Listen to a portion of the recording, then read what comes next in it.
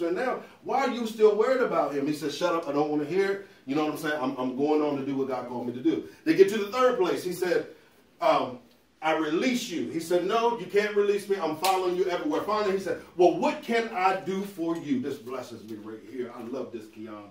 He said, what can I do for you? He said, I want a double portion of your anointing. And we hear that term double portion, and we all think, oh, just give me a double portion. Be careful what you ask for, number one. But I want a double portion of your anointing.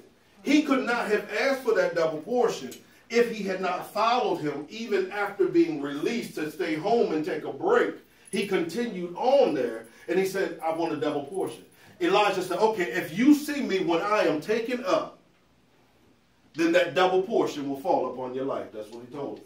So they went to one last place. Then they crossed over the Jordan.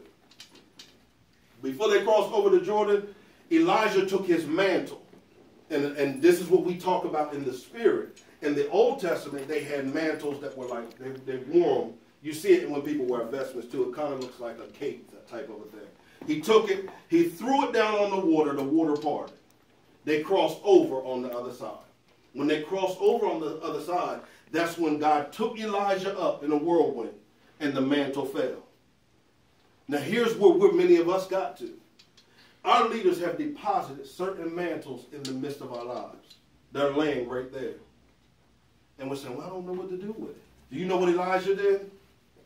He did the first miracle that he performed was the last one that he saw his leader do. He took that mantle, picked it up, threw it on the Jordan, the water parted, they crossed over to the other side. So what are you saying then? When you don't know what to do, I'm not saying mimic your leader, not mimic your leader. Please, we got enough copycats out there. You know, God will develop the character of who you are. But when you don't know what to do with what he's given you, if it's healing that God has imparted in you, you watch what he does and he's praying for people to be healed. And then that's what you go do in the community.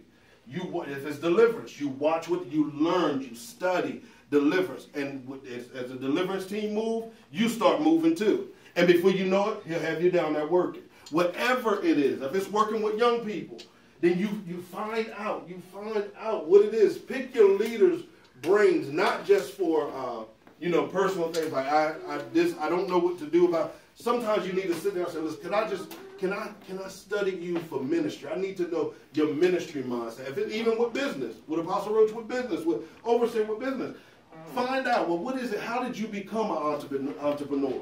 What was it about that? Because that mantle, if you are connected, that mantle rests upon your life. You have business ideas. You are creative as well. Those things need to be coming to pass as well.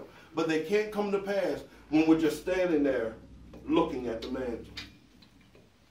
Looking at it. So what we have to do is take prophetic responsibility, take prophetic dominion over our lives, and begin. Would you have a question? Yeah, I would talk. Oh, okay. And begin to watch what God does in the midst of our lives. I know we didn't really talk too much about the prophetic. No, that was good. The main thing that I wanted us to understand is the preparation stage. Get in your word and pray. And I'm not talking about prayer. Let God birth and develop prayer inside of you, especially if you are a prophet, if you have the gift of prophecy. Most people that are prophets are intercessors. If you can't intercede for somebody else, regardless of what you're going through, you can't prophesy to me. God, as a matter of fact, God told, that's one of the things he told me in the book I'm writing. If you can't sacrifice your time and energy to pray for somebody, stop trying to prophesy to them.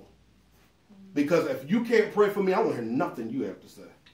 I don't hear anything you have to say. If he puts you in my mind, he put you in my mind to pray the other day, but I didn't pray because I didn't even know what to pray. You shouldn't even have to know. If you're an intercessor, you just begin to go and pray, and then you will flow into what you need to pray for me. I shouldn't have to tell you my business. If you're an intercessor or a prophet worth his salt, he's going to tell you what it is that you need to be praying. And that's what you pray. You don't go over here, yeah, Cecil, guess what? Girl.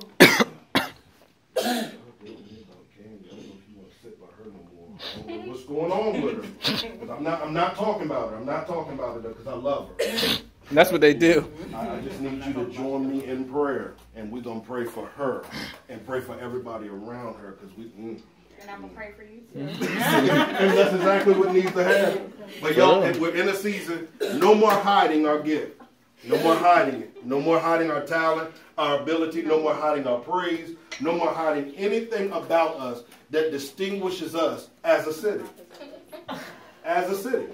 If we are a city, then our light should shine bright by what is distinctive about this ministry. If we're a city. If we are. If we're a city, then people ought to want to come to us for what they need. Because we're the city. So when people can't come and we won't offer. I know, right? My mind be going faster than my mouth, Keandra, sometimes. I just be getting, whew, man. But we can't offer what people need if we won't step into it. So we'll never be a city. You know what we'll be? We'll be a, and this is not, I'm not speaking this over us, but what I'm saying is if we don't develop, this is what people see. And this may be why some of our family won't come yet. This may be why. Have you ever watched a development about to be built? Mm-hmm. It doesn't look like much. But as that development starts to come up, the value of that development starts to come up. The value of the land starts to come up. So the more that we come up, the more the spiritual value of the city will come out, which will draw those that God has designed to be a part of the city. That's it. We can